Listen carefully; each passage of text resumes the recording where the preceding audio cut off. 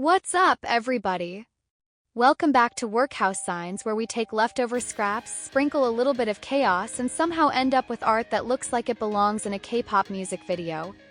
Today, we're turning scrap PVC board into an epic HUNTR X wall display. Yeah, Demon Hunters. K-pop edition. 'Cause apparently my hobby now is fighting evil with style. Let's jump in.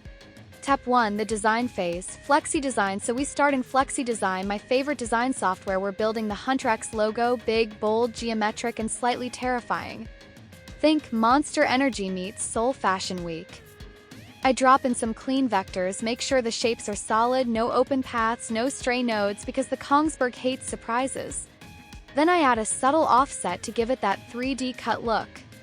Oh, and I use bright pink for the cut lines because real men use magenta contour lines, obviously. Once it's perfect, I export that beauty to iCut Layout by Esko, where the real prep begins. Step 2, iCut Layout, where chaos becomes order. Alright, welcome to iCut Layout, or as I call it, Photoshop for people who measure twice and still cut wrong. We drop in the art file, line up the registration marks, and nest everything tight because this is scrap PVC, people. Every inch counts. I once told someone I could make a profit off the negative space of a yard sign. And I wasn't kidding. I check my toolpath, set the cut to use the ridge knife, that's right, the big boy, and make sure the depth matches the PVC thickness. If it's too shallow, it won't cut through. If it's too deep, it'll carve into the sacrificial mat like I'm trying to summon a printing demon.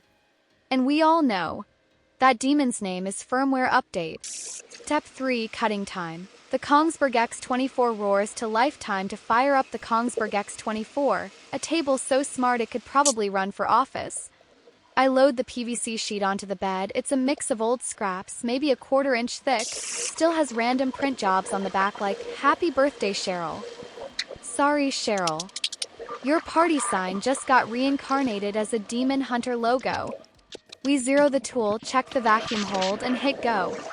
The ridge knife glides through the PVC like butter, well, more like frozen butter, but it's doing its thing. Every pass feels like an anime training montage. And I swear I hear the Kongsberg whisper, "Believe in yourself." So yeah, the cut's clean. Edges are crisp. And I'm not missing any fingers. That's what I call a successful run. Step 4, assembly and mounting. Double-sided tape to the rescue now. We've got these killer pieces, all sharp angles and righteous fury, so it's time to make them pop on the wall. I grab some industrial-grade double-sided tape, the kind that could probably hold a small car to a ceiling, and start spacing out the layout. I'm eyeballing it because rulers are for people who don't live dangerously.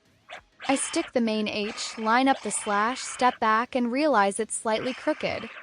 So I peel it off, res ticket, and boom, perfect. Or close enough that no one but me and the Kongsberg will notice. Once everything's up, I hit the lights, and man, this thing looks epic.